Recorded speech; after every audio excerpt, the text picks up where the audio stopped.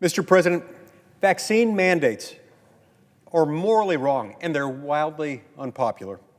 Millions of Americans are still required by this federal mandate to be vaccinated or lose their jobs. The people's elected lawmakers here in Congress haven't instituted these mandates. No, there's no federal law putting them in place. President Biden and his bureaucrats are just treading deeply into the personal medical choices of Americans without an act of Congress authorizing them to do so. Now, Congress has the chance to make these millions of voices across America be heard. That is, after all, our job. Our sole job is to make federal law, to give voice to those who elected us. We can state clearly, boldly, decisively today that federal vaccine mandates do not belong in the United States of America. We can stand for millions of vulnerable Americans who just want to go to work so that they have the chance simply to put food on the table for their families. That's not too much to ask. The pandemic is waning.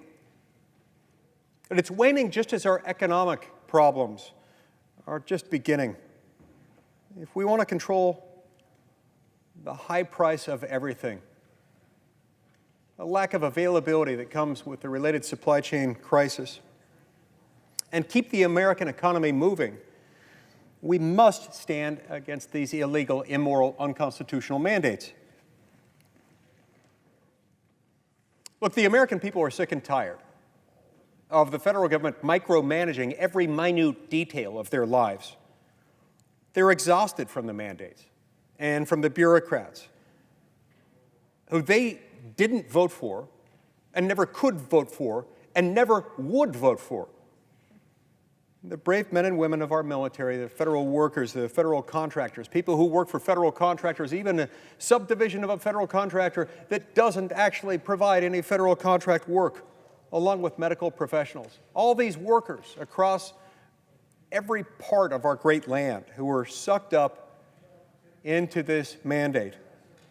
They all deserve better than pink slips and boots out the door simply for making their own medical choices. And so, Mr. President, I implore my colleagues, with all the urgency I'm capable of communicating, to stand up for American workers, stand up for our economy, stand up for freedom, and vote to withhold funding from these unconstitutional mandates.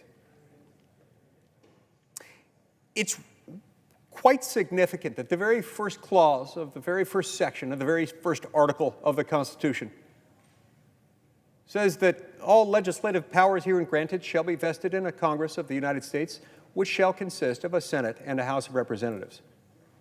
It matters that this clause comes first,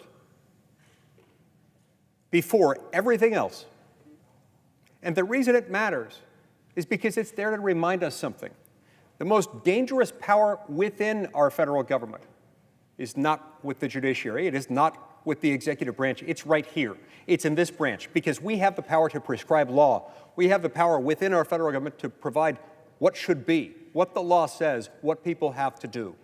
That's why the Founding Fathers were careful not to entrust it to any branch of government other than this one.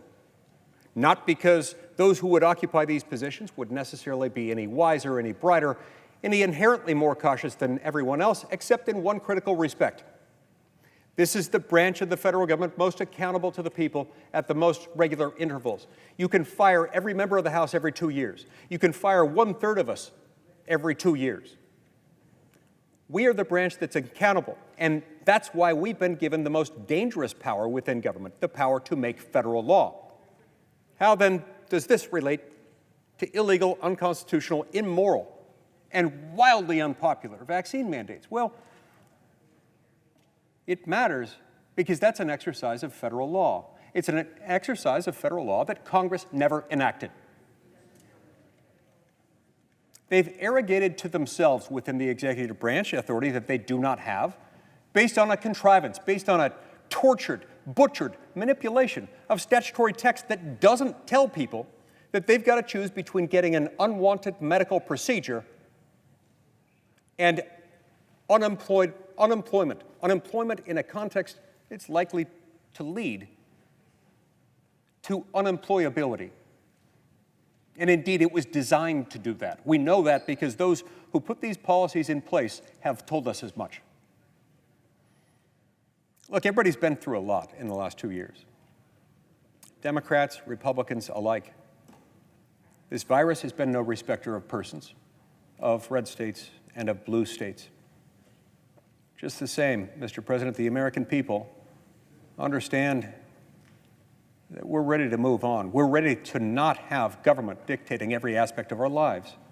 COVID is no excuse for a government to do something that is categorically immoral. It's no excuse to do something that we all know is wrong. We would never justify anyone in rendering a threat against their friend, their neighbor, their employee, that if you don't bow, if you don't defer to presidential medical orthodoxy, I'm going to make you lose your job and make it impossible for you to put bread on the table for your children. No sane, moral, decent person would do that. We must not allow that to do that. We must never allow the executive branch of government to exercise authority that they don't have because we didn't give it to them, and they could never have it because the Constitution doesn't allow it. We've got the chance right now to bring together red states and blue states alike, because remember, it's not just red states anymore that are ditching these kinds of draconian measures within their own state government systems. No, it's blue states, left and right. Michigan, New York, New Jersey, Illinois. Many, many more blue states are joining the number of red states that have made this decision. Enough is enough. It's time for us to live our lives. I encourage my colleagues to vote yes on my amendment, number 4929, and let America work again. Thank you, Mr. President. Mr. President.